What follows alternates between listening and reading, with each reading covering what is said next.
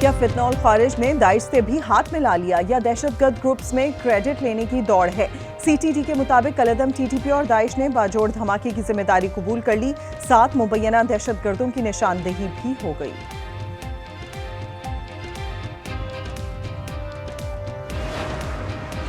अपनी तनख्वाह 21 लाख कर ली। ख्वाजा आसिफ की तनकीद पर स्पीकर कौमी असम्बली शदीद बरहम। ज़राए के मुताबिक अयाज सादिक ने इजाफी तनख्वाह लेने से इनकार कर दिया। वजीर आजम को खत अरसाल, कहा अरकान असम्बली की तनख्वाह बढ़ाने का फैसला विफाकी काबीना का है, मेरा ना कोई ताल्लुक है और ना ही दिलचस्पी।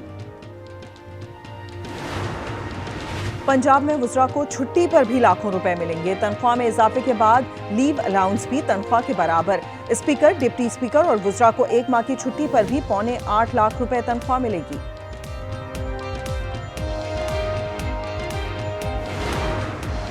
गंडापुर का अपनी हुकूमत गिराने का फिर चैलेंज। पेशावर में मीडिया से गुफ्तगू में वजीर आला केपी ने कहा, गवर्नर की मेरी हुकूमत गिराने की हैसियत नहीं। अवामी नेशनल पार्टी का सूबाई हुकूमत गिराने का हिस्सा बनने से इनकार। तर्जुमान का कहना है कि हुकूमत गिराने में शरीक होंगे, ना ही किसी हॉर्स ट्रेडिंग का हिस्सा बनेंगे।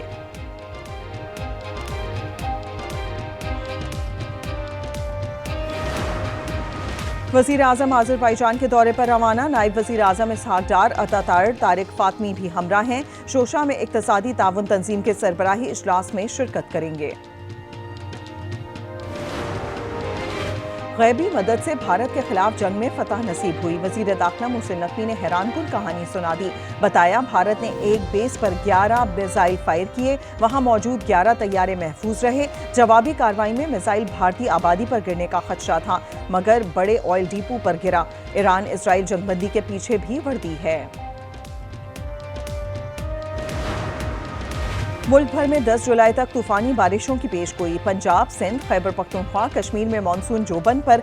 कराची में 3 रोज तक बादल बरसने का इम्कान। महकमा मौसमियात के मुताबिक इस साल मानसून का स्पेल तवील होगा। मुसलसल बारिशों और ग्लेशियर्स पिघलने से दरियाओं के बहाव में इजाफा। तरबेला डैम में पानी की आमद 2,73,400 क्यूसेक रिकॉर्ड।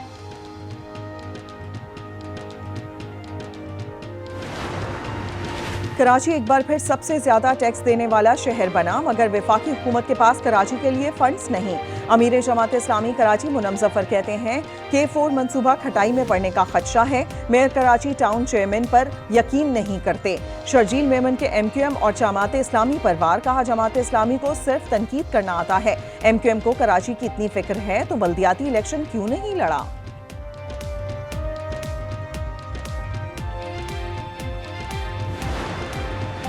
सिंध में मोटरसाइकिल्स में नई नंबर प्लेट्स इस्तेमाल न करने पर भारी जुर्माने। ट्रैफिक पुलिस की चांदी हो गई। शहरियों का कहना है, हर चंद माह बाद नया फरमान जारी हो जाता है। पंजाब भर में ई चालान ना दहंदगान के लिए क्रैकडाउन। पंजाब हाईवे पेट्रोल को भी वार्डन्स ऐप से मुंसलिक कर दिया गया।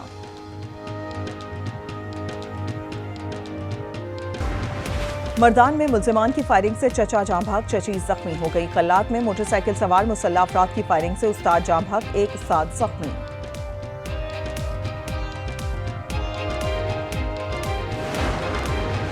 मानसेहरा में खोलियां के मकाम पर सयाहों की गाड़ी खाई में जा गिरी। खवातीन और बच्चों समेत 7 अफराद जख्मी। ताल्लुक लाहौर से है।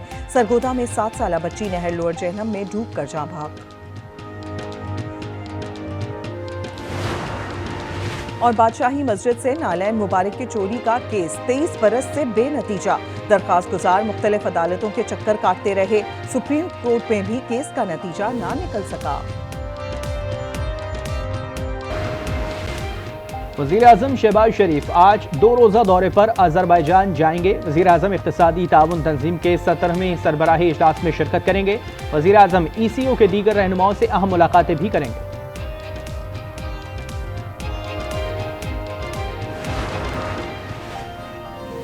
खैबर पख्तूनख्वा और बलूचिस्तान में रियासती इक़दामात को जायज़ हैं। मुफ्ती अब्दुल रहीम का फतवा जारी। कहा, गोरिल्ला जंग ऐसी खुफिया लड़ाई है जिसमें हमलावर निशाना लगाकर फौरन गायब हो जाते हैं ताकि रियासती रद्द-ए-अमल को मकामी लोग के खिलाफ मोड़ा जा सके। अगर किसी पर शक हो तो इसकी गिरफ्तारी शरीयत के मुताबिक जायज़ है।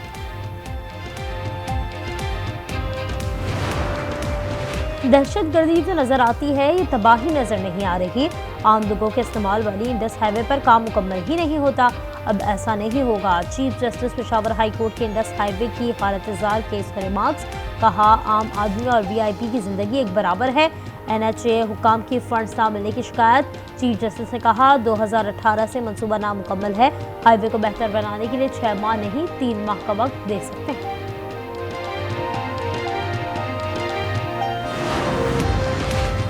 खैबर पख्तूनख्वा हुकूमत का सरकारी रेस्ट हाउसेस आउटसोर्स से करने का तजुर्बा नाकाम। दस्तावेजात के मुताबिक महकमा सयाहत ने 9 करोड़ 98 लाख नुकसान पहुंचने के बाद तमाम रेस्ट हाउसेस मुताल्लिका इदारों को वापस कर दिए गए।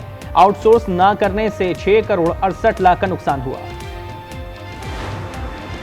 कराची में खानदानी दुश्मनी 3 इंसानी जानें ले गई।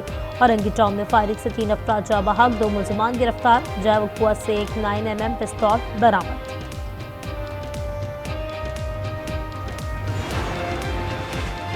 लाहौर में CCD के मुकाबलों का सिलसिला ना रुक सका। 2 मुबैना पुलिस मुकाबलों में 3 डाकू मार दिए।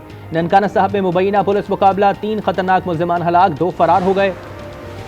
नौशहर फिरोज पे कौमी शाहराह पर गाड़ी की मोटरसाइकिल को टक्कर, गश्त पर मामूर 2 पुलिस एहलकार जाँ बहक।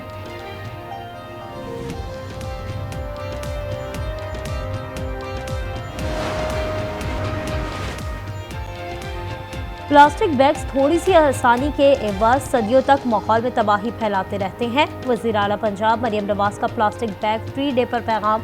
कहा पंजाब में माहौल दोस्त कपड़े और कागज़ की थैलियों के इस्तेमाल को फरोग दिया जा रहा है।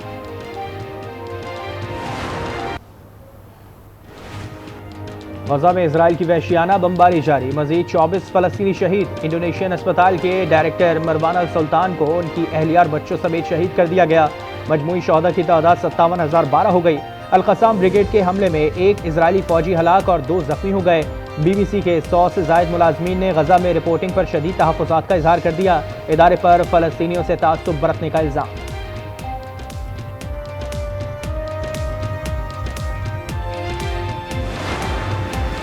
सालिसों की जानिब से गजा जंगबंदी मुआहदे की नई तजावीज़ हमास को मौसूल। हमास का कहना है ऐसा मुआहदा चाहते हैं जिसमें जंगबंदी और गजा से इसराइली फौज का इनखला शामिल है। इसराइल को हथियार पहुंचाने वाले बरतानवी मिलिट्री के 2 तैयारों को नुकसान पहुंचाने का मामला। बरतानवी पार्लियामेंट के एहतजाजी ग्रुप की फ़लस्तीन एक्शन को दहशतगर्द तंजीम करार देने की तैयारी। पाबंदी का बिल हाउस ऑफ लॉर्ड्स में पेश किया जाएगा। अक़वाम मुत्तहिदा के माहिरीन का बरतानिया से दहशत गर्दी के क़वानीन का गलत इस्तेमाल न करने पर जोर।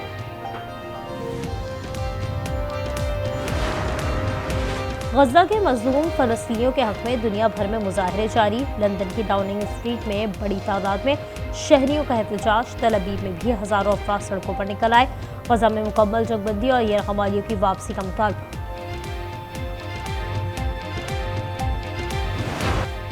सर्बिया में हुकूमत मुखालिफ मुजाहरों में शिद्दत आ गई। बलगरात मैदान जंग बन गया। पुलिस और मुजाहिरीन में शदीद झड़पें। नवंबर में रेलवे स्टेशन की छत गिरने से 16 अफराद की हलाकत पर एहतजाज शुरू हुआ था। Pakistan Asian youth girls netball championship के फाइनल में पहुंच गया। सेमीफाइनल में जापान को 39 के मुकाबले 64 पॉइंट से शिकस्त। फाइनल कल जनूबी कोरिया में खेला जाएगा। 32वीं एशियन जूनियर स्क्वॉश चैंपियनशिप में पाकिस्तान के 5 खिलाड़ियों की सेमीफाइनल में एंट्री। अंडर 19 कैटेगरी में अब्दुल्ला नवाज, बॉयज़ अंडर 15 में नुमान अली और अहमद रयान की कामयाबी। बॉयज़ अंडर 13 में सुहेल अदनान ने भारतीय खिलाड़ी को ज़ेर किया। गर्ल्स अंडर 13 में महानूर अली ने भारत की अनीका को शिकस्त दी।